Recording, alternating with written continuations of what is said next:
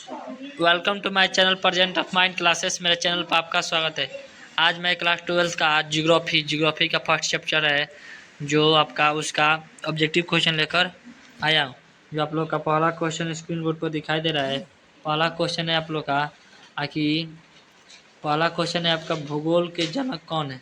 तो भूगोल का जनक आपका कौन है, तो आपका पहला आंसर होगा एरेटोस्थेनीज। आपका कौन सा आंसर होगा, तो एरेटोस्थेनीज है जो का है भूगोल का जनक है।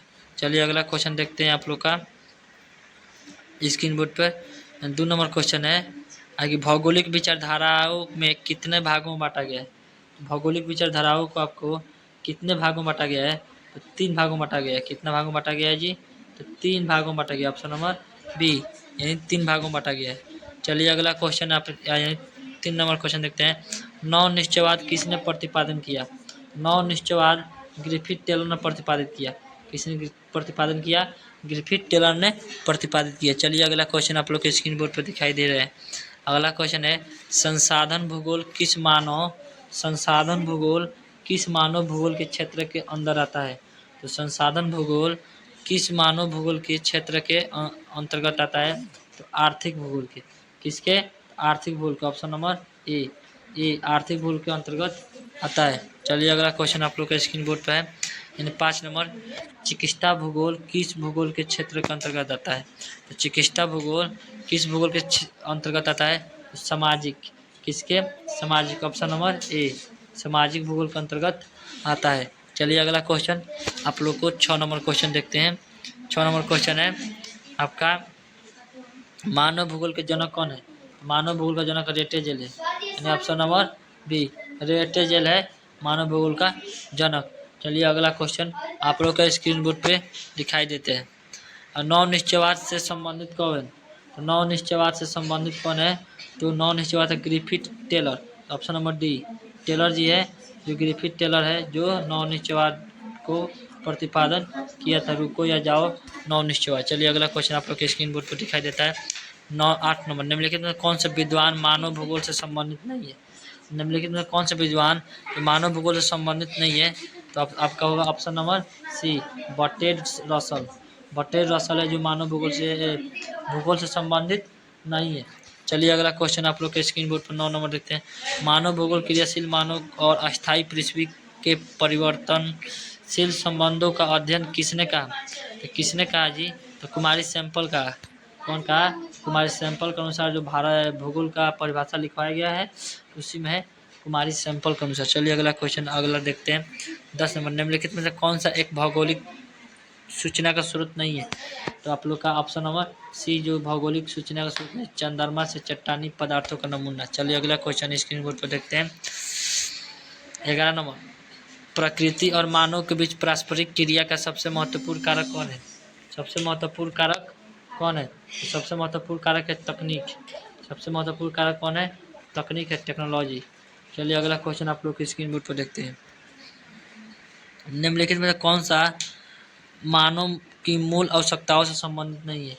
कौन सा मानव की मूल आवश्यकताओं से संबंधित नहीं है, तो परिवहन का है, तो उतना नहीं है परिवहन। ऑप्शन नंबर ए जो कौन मानव के मूल आवश्यकताओं से संबंधित नहीं है।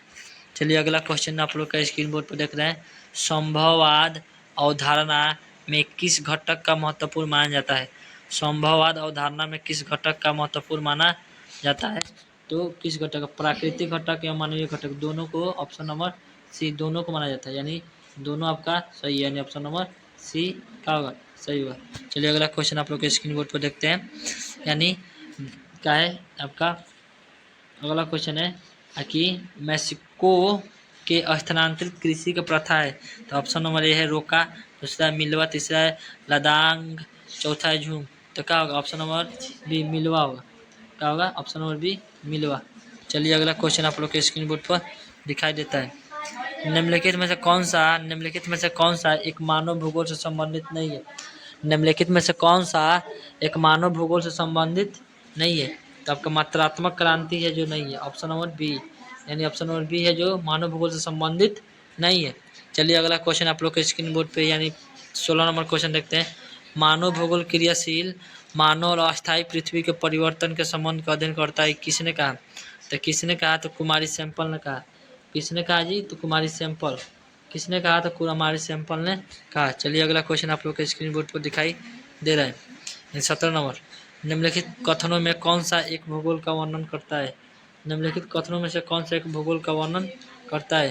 तो कौन करता है? समाकलात्मक अनुशासन करता है। कौन करता है? समाकलात्मक अनुशासन यानी ऑप्शन नंबर ए करता है। समाकलात्मक अनुशासन ऑप्शन नंबर ए। चलिए अगला क्वेश्चन आप लोग के स्क्रीन बोर्ड पर दिखाई देता है। निम्नलिखित में से कौन सा विद्वान मानव भूगोल से संबंधित नहीं है? कौन सा विद्वान है? तो बर्ट्रैंड रसेल है जो मानव भूगोल से संबंधित नहीं है, ऑप्शन नंबर सी। दोबारा क्वेश्चन आ चुका है। चलिए अगला क्वेश्चन आपको स्क्रीन बोर्ड पर देखते हैं। 19 नंबर, निम्नलिखित में कौन सा लोग पर्यावरण के बीच अन्योन्य पर्यावरण से सर्वाधिक महत्वपूर्ण कारक है? कौन है? तो प्रौद्योगिक है। कौन है जी? तो प्रौद्योगिक, option number B. Option number B. आपका हमको लगता है लास्ट ही क्वेश्चन था ये, यानी चलिए 20 नंबर क्वेश्चन है। किसने कहा कि मानव प्रकृति का दाम है? किसने कहा कि मानव प्रकृति का दाम है? तो एलन सैम्पुल। किसने कहा? Option number C, Ellen Semple का जो माने क्या है कि मानव प्रकृति का दाम है। क्या कहा? मानव प्रकृति के दाम में। कौन कहा? तो एलन सैम्पुल ने कहा। चलिए अगला क्वेश्चन आगे स्क्रीन बोर्ड पर दिखाई देता है। 21 नंबर, जियोग्राफिया जनरलिस का लेखक कौन है? जियोग्राफिया जनरलिस का लेखक कौन है? तो आपका इसका लेखक है वार्नेरियर, जो ऑप्शन नंबर बी है। वारेनियर है, यानी ऑप्शन नंबर बी। 21 नंबर का ऑप्शन नंबर बी होगा। चलिए अगला क्वेश्चन आप लोग के स्क्रीन बोर्ड पर दिखाई दे रहा है। रुको और जाओ निश्चयवाद के जन्म कितने का था? टेलर जी ने। रुको और जाओ किनारा किसने लगाया? Taylor, option number D. Taylor ji ने लगाया था। रुको और जाओ निश्चयवाद किसने कहा? तो टेलर जी, ग्रिफिथ टेलर जी ने कहा था। चलिए अगला क्वेश्चन आप लोग के स्क्रीन बोर्ड पर 23 नंबर देखते हैं। व्यवहारिक भूगोल, राजनीतिक भूगोल, आर्थिक भूगोल अथवा सामाजिक भूगोल का कौन सा उपक्षेत्र है? कौन सा उपक्षेत्र है? तो मानव भूगोल का, option number B. Option number B का sorry C option number C मानव भूगोल का उपक्षेत्र है। चलिए अगला क्वेश्चन आप लोग के स्क्रीन बोर्ड पर दिखाई दे रहा है। अगला क्वेश्चन, मानव भूगोल विचारकों का विकास के अभियानों के न कि भौगोलिक ज्ञान के विस्तार और खोजों का कोई तात्कालिक के परिणाम है। यह परिभाषा किसने दिया? तो यह परिभाषा आपको विडाल डिला बलास ने दिया। कौन दिया जी? विडाल डिला बलास। एनसीईआरटी लाइन में साफ साफ लिखा हुआ है, विडाल डिला बलास ने दिया। चलिए अगला क्वेश्चन आप लोग के स्क्रीन बोर्ड पर दिखाई दे रहा है। चलिए अगला क्वेश्चन है, 1990 के दशक में भूगोल किस उपागम से जाना जाता था? 1990 में भूगोल किस उपागम से जाता था?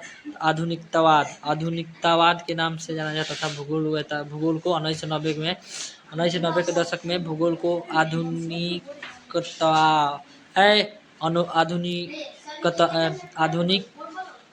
के नाम से जाना जाता था। चलिए अगला क्वेश्चन आप लोग के स्क्रीन बोर्ड पर दिखते हैं। बोलने में कुछ दिक्कत हुआ होगा क्योंकि नेटवर्क प्रॉब्लम है। व्यवहारिक भूगोल, राजनीतिक भूगोल, आर्थिक भूगोल अथवा सामाजिक भूगोल कौन सा भूगोल का क्षेत्र है? तो आपका मानव भूगोल। सेम क्वेश्चन मानव भूगोल का ये क्वेश्चन हो गया। चलो